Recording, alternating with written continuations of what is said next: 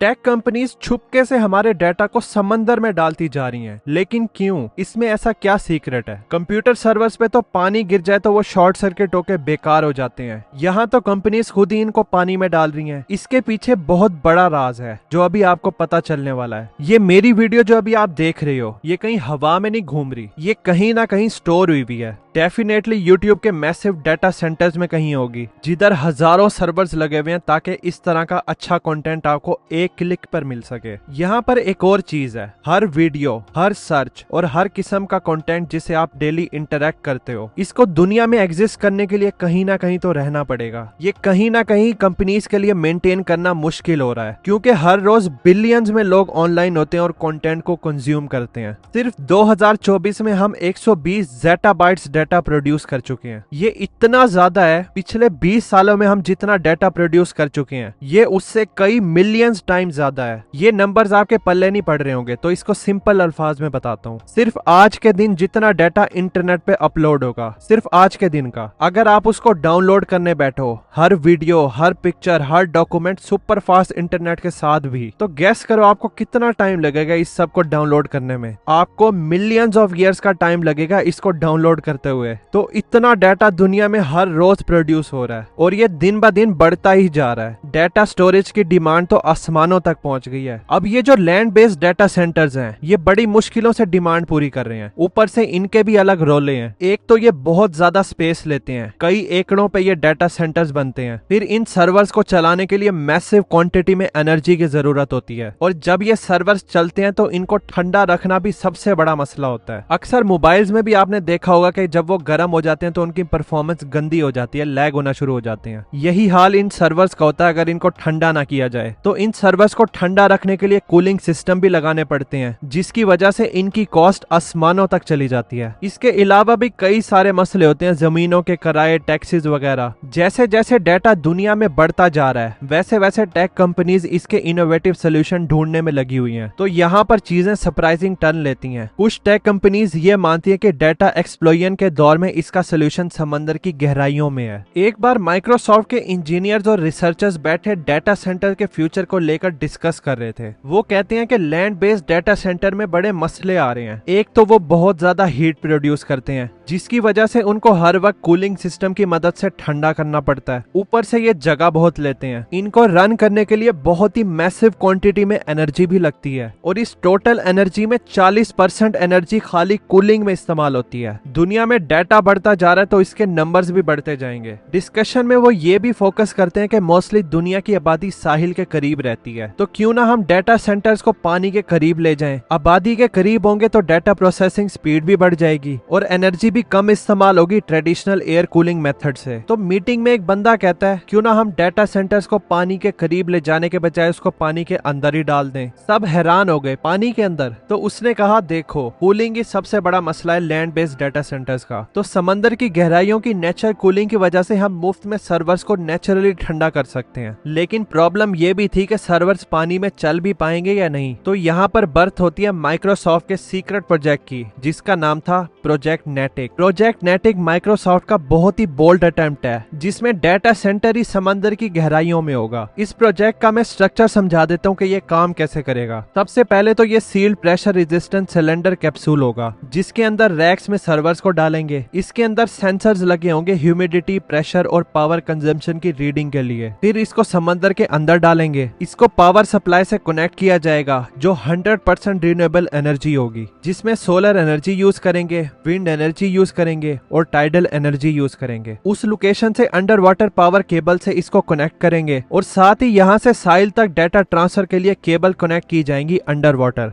2015 में प्रोजेक्ट नेटिक की early prototype development होती है। माइक्रोसॉफ्ट कैलिफोर्निया के साहिल से दूर अंडर वाटर डाटा सेंटर्स को समंदर के अंदर डिप्लॉय करते हैं। इस कैप्सूल का नाम था लियोना फिलपिट। ओला वीडियो गेम सीरीज थी, उसमें एक कैरेक्टर का नाम था, उसके नाम पर इस कैप्सूल का नाम रखा गया था। इस प्रोजेक्ट की प्रैक्टिकल फिजिबिलिटी पॉसिबिलिटी देखने के लिए ये लोग इसको 105 दिन तक समंदर की गहराइयों में रखते हैं। ये सिंगल सिलेंडर था जिसमें थोड़े से सर्वर्स रखे थे। इस प्राइमरी फेज में इन्होंने ये देखना था कि under water data centre durable हैं भी और साथ ही इसकी परफॉर्मेंस भी चेक कर सकें रियल वर्ल्ड कंडीशंस के साथ। 105 दिन बाद इसको बाहर निकालते हैं। ये प्रोटोटाइप बड़े ही एफिशिएंट तरीके से काम करती है और इससे ये भी पता चलता है कि अंडर वाटर डाटा सेंटर्स को अच्छे से प्रेशराइज कैप्सूल में सील रखें तो इसको काफी लंबे अरसे तक बगैर मेंटेनेंस के इस्तेमाल किया जा सकता है। समंदर का पानी भी सारी हीट अब्सॉर्ब कर लेता है जो ये सर्वर प्रोड्यूस करते हैं। इस फेज की कामयाबी के बाद ये लोग इसको मजीद टेस्टिंग और बड़े स्केल पर लगा सकते थे। तो माइक्रोसॉफ्ट 2018 में इसका फेज 2 लॉन्च कर देता है। इस फेज में ये लोग बड़े और एडवांस डाटा सेंटर को स्कॉटलैंड के ऑस्कनी आइलैंड के साहिल से दूर समंदर की गहराइयों में डिप्लॉय करते हैं। ये एक 40 फीट लंबा सिलेंडर था और इसके अंदर 12 रैक्स थे जिसमें 864 सर्वर्स रखे थे। इस कैप्सूल से ऑक्सीजन निकालकर नाइट्रोजन से इसको फिल करते हैं ताकि अंदर सर्वर्स कम से कम डैमेज हो। ये लोग इस सिलेंडर को 117 फीट की गहराई में समंदर के अंदर रखते हैं। इस ऑस्कनी आइलैंड को इसके रिन्यूएबल एनर्जी इंफ्रास्ट्रक्चर की वजह से चुना जाता है ताकि ये प्रोजेक्ट माइक्रोसॉफ्ट के सस्टेनेबल गोल्स के साथ अलाइन रहे। ये लोग इस सिलेंडर को 2 साल के लिए पानी में छोड़ देते हैं। फिर 2020 में इसको एनालिसिस के लिए बाहर निकाला जाता है। पहले तो ये इस लंबे सिलेंडर की साफ सफाई करते हैं क्योंकि समंदर की गहराइयों में काफी चीजें जम गई थी इस पे। फिर इसका एनालिसिस करते हैं तो माइक्रोसॉफ्ट को ये पता चलता है कि इसका फेलियर रेट सिर्फ 1/8 है लैंड डाटा सेंटर्स के मुकाबले में। यानी जहाँ पे लैंड डाटा सेंटर्स में 8 सर्वर फेल होते हैं वहाँ पे अंडर वाटर डाटा सेंटर में सिर्फ 1 सर्वर फेल होता है। ये जबरदस्त रिजल्ट इस अंडर वाटर डाटा सेंटर के पोटेंशियल को दिखाता है। ठीक है, ये अंडर वाटर डाटा सेंटर बहुत ही एफिशिएंट है और मुफ्त में कूलिंग भी प्रोवाइड करता है जिधर सरफेस पे 40% कॉस्ट आती है इसको सिर्फ ठंडा रखने के लिए। लेकिन इस अंडर वाटर डाटा सेंटर्स के काफी सारे चैलेंजेस भी हैं। सबसे पहला चैलेंज जो फेस करना पड़ता है वो है मेंटेनेंस और रिपेयर। अगर इस डाटा सेंटर में कोई ऐसा इशू आ जाए जिसकी वजह से इसको सरफेस पर लाकर रिपेयर करना पड़े तो ये बहुत ही ज्यादा महंगा और टाइम कंज्यूमिंग होगा। इसके अलावा कुछ इन्वायरमेंटल कंसर्न्स भी हैं। बेशक इसके इन्वायरमेंटल बेनिफिट्स भी हैं एनर्जी को लेकर, लेकिन लंबे अरसे तक in large scale data centres को पानी में रखकर काफी सारे इन्वायरमेंटल कंसर्न्स देखने को मिल सकते हैं। लेकिन माइक्रोसॉफ्ट रिसर्च कर रहा है कि इससे मैरीन लाइफ को कम से कम ही मसला हो। और तीसरा है स्केलेबिलिटी। अगर अंडर वाटर डाटा सेंटर को स्केल करना है तो लॉजिस्टिक्स सबसे बड़ा मसला है। मतलब दूसरे मुल्कों तक सामान पहुंचाने का प्रोसेस, फिर कई सूटेबल अंडर वाटर लोकेशंस को दुनिया भर में ढूंढना पड़ेगा। अगर वो मिल भी जाती हैं तो फिर उन मुल्कों के गवर्नमेंट के साथ कोऑर्डिनेशन किस तरह होगी, वो डील किस तरह करेंगे, इस तरह के मसले हैं। एक सस्टेनेबल और एफिशिएंट डाटा सेंटर इंफ्रास्ट्रक्चर के हंट में प्रोजेक्ट नेटिक बहुत ही बोल्ड स्टेप है। In under water data centre की पॉसिबिलिटी को एक्सप्लोर करते हुए माइक्रोसॉफ्ट न सिर्फ ट्रेडिशनल डाटा सेंटर्स के चैलेंजेस को डील कर रहा है बल्कि ये लोग तो कई नई टेक इनोवेशंस के लिए रास्ता भी खोल रहे हैं। हो सकता है हमें इन फ्यूचर प्रोजेक्ट नेटिक की मदद से मजीद लार्ज स्केल डिप्लॉयमेंट देखने को मिले। ये प्रोजेक्ट तो माइक्रोसॉफ्ट की तरफ से बड़ा एम्बिशियस प्रोजेक्ट था, लेकिन लॉस वेगस का सबसे एम्बिशियस प्रोजेक्ट है ये स्फीयर बिल्डिंग। खाली इसको बनाने की कॉस्ट $2.3 बिलियन